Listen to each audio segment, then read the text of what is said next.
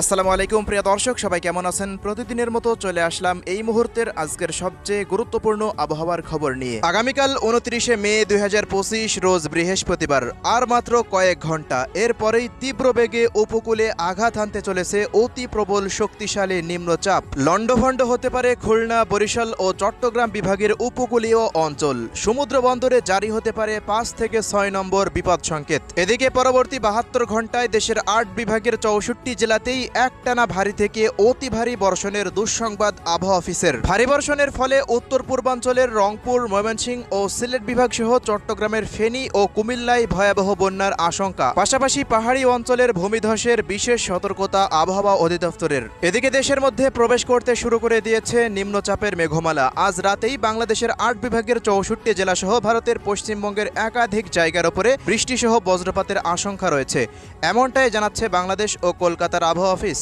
তো প্রিয় দর্শক, আজ এবং আগামীকাল রাজধানী ঢাকা বিভাগ থেকে শুরু করে খুলনা, বরিশাল, চট্টগ্রাম, সিলেট, ময়মনসিংহ, রংপুর ও রাজশাহী বিভাগ সহ ভারতের কলকাতার পশ্চিমবঙ্গ, আসাম, মেঘালয় ও ত্রিপুরা রাজ্যের কোন কোন জেলাগুলিতে আবহাওয়া পরিস্থিতি কেমন থাকতে পারে জানিয়ে দিব। সম্পূর্ণ বিস্তারিত ভিডিওটি শেষ পর্যন্ত দেখার অনুরোধ। কে কোন জেলা থেকে দেখছেন কমেন্ট করে জানিয়ে দিন। প্রতিনিয়ত আবহাওয়ার খবর পেতে আমাদের ভিডিওটিতে একটি লাইক দিয়ে অবশ্যই চ্যানেলটিকে সাবস্ক্রাইব করে রাখুন। তো প্রিয় দর্শক, আমরা এই মুহূর্তে সরাসরি চলে আসলাম ইউরোপিয়ান আবহাওয়ার পূর্বাভাস মডেল রাডারের উপগ্রহ চিত্রে। এখনকার পরিস্থিতি অনুযায়ী দেখা যাচ্ছে বঙ্গোপসাগর পুরোপুরি নিম্নচাপের মেঘে ঢাকা রয়েছে।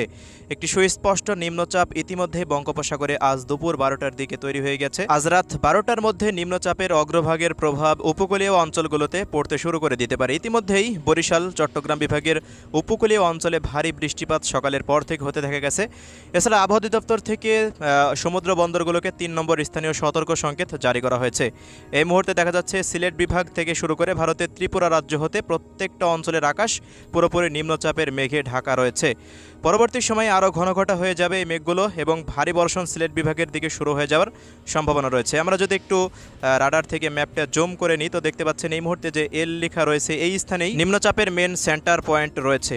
আগামী 10 থেকে 12 ঘন্টার মধ্যেই নিম্নচাপটি মেন সেন্টার পয়েন্ট একেবারে উপকূল ঘেঁষে অবস্থান করতে পারে। নিম্নচাপের ভারী মেঘমালা এই মুহূর্তে চট্টগ্রামের কক্সবাজার, টেকনাফ, মহেশখালী থেকে শুরু করে সেন্ট মার্টিন, থানচি, আলীকদম, বাঁশখালী, বান্দরবন, চকরিয়া, রাওজস্থলী, রাওয়ানছড়ি, বিলাইছড়ি, রাঙামাটি, হাটহাজারী, ফটিকছড়ি, এদিকে লংগদু, দীঘিনালা, ফেনী, নোয়াখালী, লক্ষ্মীপুর, চাঁদপুর এই অঞ্চলগুলো সহকারে বরিশাল, পিরোজপুর, ঝালকাঠি, বরগুনা, পটুয়াখালী জেলার উপর দিয়ে এই মেঘের ব্যাপক ঘনঘটা রয়েছে।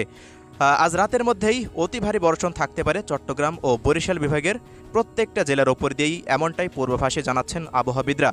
পাশাপাশি